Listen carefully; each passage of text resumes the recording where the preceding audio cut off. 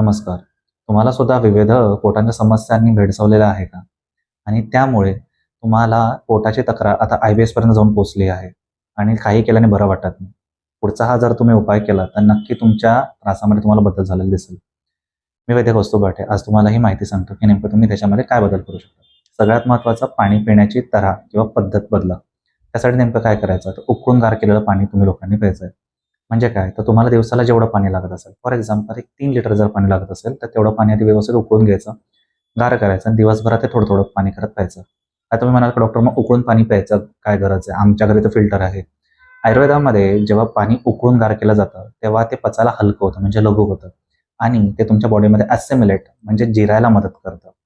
त्यामुळे पोटासंदर्भात ज्या तक्रारी असतात, त्या अत्याधिक प्रमाणात कमी झालेल्या दिसून येतात आणि पोटाच्या जे काही तक्रारी असतील, ॲसिडिटी असेल किंवा IBSमुळे ज्या लोकांना थोडंसंही अन्नपचनामध्ये तक्रार होते, पोट साफ होत नाहीये किंवा वारंवार शौचाला जावं लागतंय किंवा वारंवार अतिसार किंवा जुलाब लागतात आहे, त्या व्यक्तींसाठी हा पर्याय तर सध्या सगळ्यात उत्तम राहतो.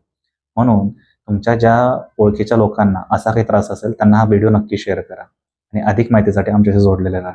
धन्यवाद.